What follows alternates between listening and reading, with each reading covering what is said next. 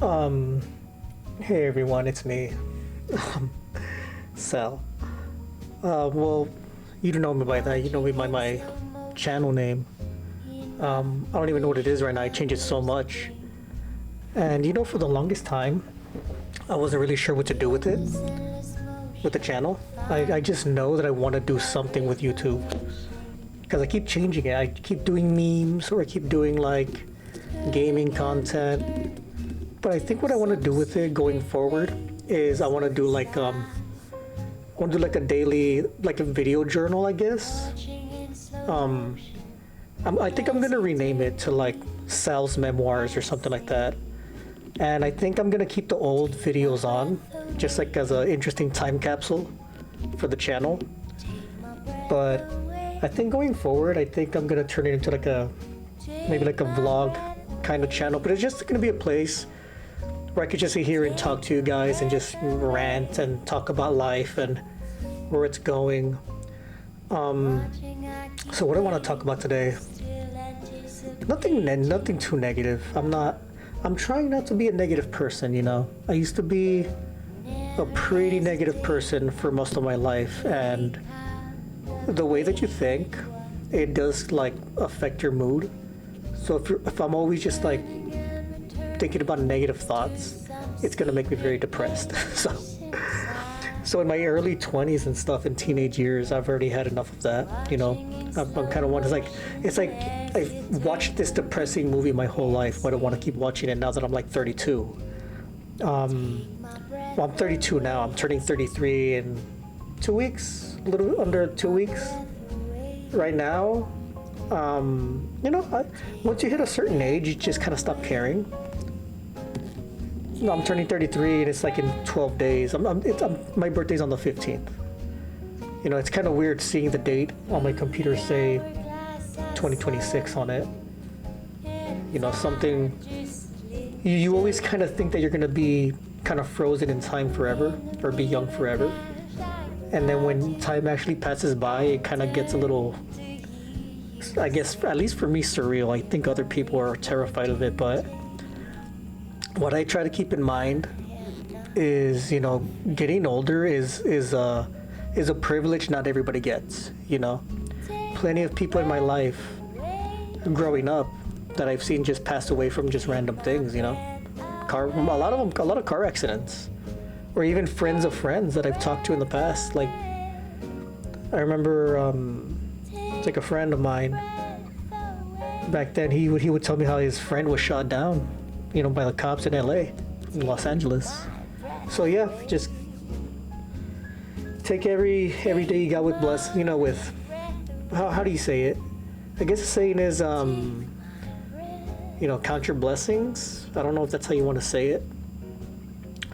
For me, it's more like just appreciate the blessings of your life. And that's not to say that I'm a particularly just religious person. I'm not super religious or anything like that. I describe myself as an agnostic atheist. The most spiritual you ever have me talking is like talking about Taoism or something like that. But I'm not really, a God-fearing person, I guess one would say. But yeah, what else did I want to talk about? Oh, so a little bit more about recent developments is I kind of just quit my old career. I used to be, for the past 7 years, a truck driver. And look, the money's good. If you're a young person and you have no direction in life, let's say you're 20, 21 or something like that, you don't know what to do with your life, you feel like you're not doing anything, but you also have no money. If you become a truck driver, you'll pretty much be out of the house, driving around, and you'll be making decent money. At least when I was doing that. I don't know how the trucking market is right now. But after 7 years, me and my brother tried to start a trucking company, and it didn't work out. And after that, I took a month off, and I kind of did some soul searching. And I've kind of decided I don't want to do it anymore. Even if the money's good, I just don't want to do it anymore. So in that time, I got like a guard card, a BSIS, I think it's called, a BSIS, a California guard card. And now I'm working for freaking Allied Universal, night shift. It's refreshing. It's a different challenge, but it's refreshing. I don't really do much. I don't work 12-hour days, 11-hour days, for the most, which is surprising to me because everything I hear about Allied Universal is like negative. It's like, oh, they'll have you there for like 20 hours, 16-hour shifts, which to me is like, well, I've done that before, driving, just haven't slept much. If I could do that, I could stay there for 16 hours. But no, the site that I'm at, they've been pretty good at keeping me at 8 hours a day. So I'm doing that. Pretty interesting. I like the people I work with. The money is decent. It's definitely a pay cut from being a truck driver, but it's enough. If I work full time, it's enough to cover all my bills. And if I work 6 days a week, like 48 hours a week, it's enough for me to have some savings. So, there's that thing I talked about, just being thankful, because that's a blessing. Being able to afford your bills is a blessing. Once you get to an age where you just pay all your bills, you just start to appreciate just simple things like having a roof over your head, having a warm bed, even if it's like, this is a Walmart bed, and a little softer mattress on top. That's enough for me. I don't need, I used to have bigger things. I used to have a big queen size, not a queen size, yeah, I think it was a queen size mattress. I moved out of my apartment because it was getting too expensive, even with the truck driving job. And I rent this room now, and I honestly like it better, Like, I think it just fits too with my personality, because my personality tends to be like, I don't want more. I don't think happiness comes from wanting more. I think happiness comes from needing less, I don't know what philosopher said it, but I want to say Socrates or Plato, but Epicurus. I don't know who it is. Who cares? But it's the saying that matters. It's the quote that matters. I think it goes something like, the richest man or the wealthiest man is not the one that has the most. It's the one that desires the least. And I really think that's true. Happiness can't be bought. Look at all the rich people out there. The reason they're always chasing money is because they have no fulfillment. They have nobody likes them. Nobody even loves them. It's like the BoJack Horseman problem, but it's like BoJack had half that problem. Everybody loved him, but nobody liked him. When you have everything, all the money in the world, you're a billionaire, nobody likes you and nobody loves you. So yeah, I personally, maybe it's a personality thing, it's a temperament thing. I like just having my basic needs met. And the only other thing is all I really want in this life is just like the most I'll splurge on myself is like computer equipment. So I have dual monitors. That's why you see me, once you get used to watching my videos, I'm always doing this. Because I have a monitor here, I have a bigger monitor here, I have a streaming setup, obviously, But this is like a hobby. I like the comfort of this computer setup. I like the streaming table, Past that, I have a room. I have very, very cool roommates, amazing roommates. This setup, I live in a nice area. I rent a room in a very nice area. It's like a gated community. The rent, it is in California, so it runs me like $800 a month. But compare that to rent in California for a single bedroom or a studio, it's like I had one apartment for a year that was costing me $1,780 a month. And that's not even counting utilities like electricity or anything else. And then I moved to a cheaper area. Well, I live in the inland. I live in the Inland Empire. So I moved to San Bernardino, and the rent there was, how much was it? I want to say $1,300.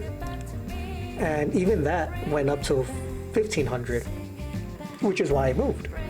And that's in San Bernardino. That's supposed to be super, super affordable, right?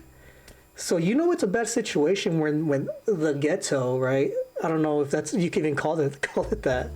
It's just a place, But even when an area like that is becoming unaffordable, things are wrong in this country. Something's not good and something's not right in the with the economy.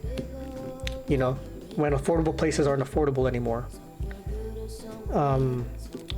But yeah, I don't want to ramble on about like the economy. I wanted to make this kind of a diary thing. So what? I don't want to ramble too much. What else do I have? I've been journaling now, daily. I'm not gonna show you inside, but that's the bookmark. So right there, you can kind of see I've been working almost daily. Journal entries. It's for anything. Just my thoughts, how my day's been, future plans. I have my New Year's resolutions in here. I could share that. So no alcohol at all. I'll go sober all year. It's been 2 days. I'm doing fine so far. 2, I want to lose at least 30 pounds. I think I can do more, but I think 30 pounds is a pretty good, it's a pretty good goal. Number 3, I want to read 1 book a month minimum. You know, so I guess a book is like around 300 pages. Right now I'm reading Crime and Punishment. That's 600. I think it's close to 500 or 600 pages. I'm not gonna count that as 2 books though, because it's technically 1 book. I think number 4, I put a question mark next to it. It's like maybe find more people like me, expand my tribe.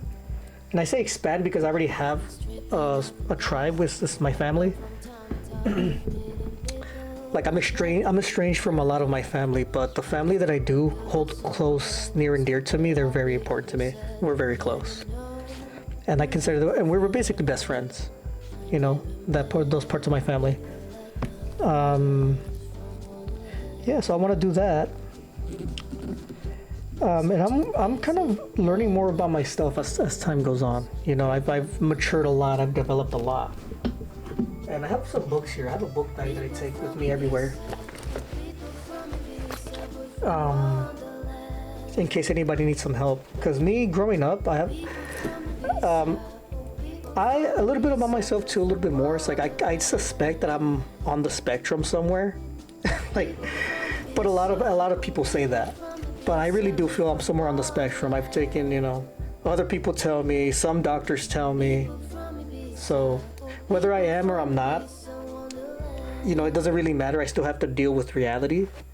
I haven't gotten an official diagnosis, but like I don't feel like it would do me any good to get an official diagnosis. But yeah, I do kind of like whenever I'm having trouble like socializing or like because I can't look people in the eye for too long. I'll look and I'll glance away. It feels like I'm looking at like directly at the sun or something. Anyway. So this book helped me a lot. I want to show you guys. Because surprise, surprise, I was bullied a lot growing up by everybody really, like my family, people at school. I've always had a small circle of friends, and then when I moved, because I moved around a lot as a kid, my friend circle got smaller and my social skills got worse. And they weren't good to begin with.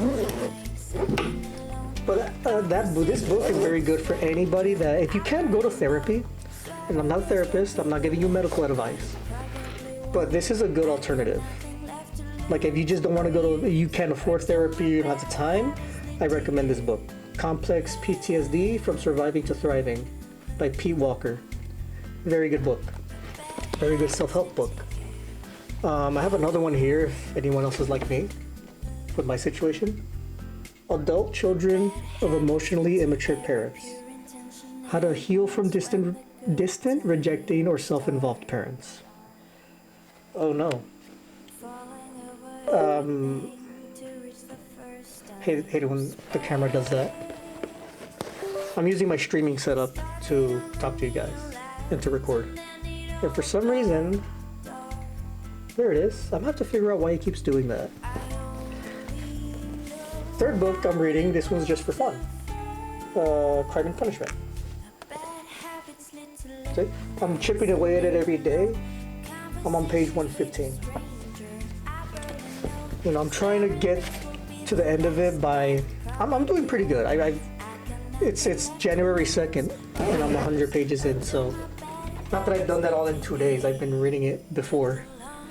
but I wanna get to it by the end of the month. So yeah, I think is that everything I wanted to talk about?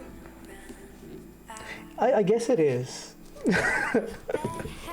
I guess it is. But you know, like I said, with this channel, I want to see where it goes.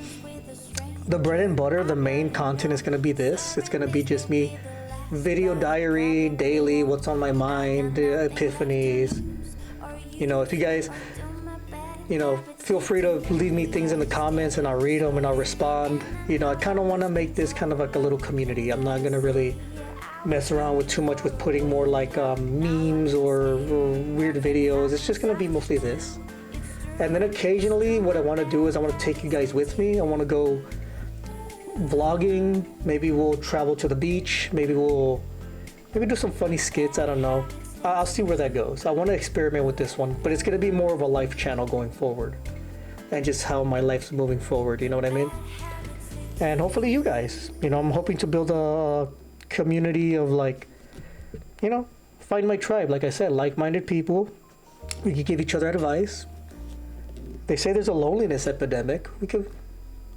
There's a loneliness epidemic and there's more people on earth than there's ever been. That make sense. We have so much social media and we're so disconnected. You know, the people yearn for community. And you know, nobody has friends, let's be each other's friends. Let's sit down and be each other's friends, okay? And yeah, I think that's it. I'm gonna try to make a video maybe daily or whenever the itch possesses me, I guess. But I'm gonna upload very, very often on this channel. Because it's basically just a video version of journaling for me. And we can talk together and we could we'll be positive and supportive and yeah. Well guys, I think that's it. I think that's a video. Let me know if you have any suggestions or anything that can improve the channel and I'll talk to you guys later.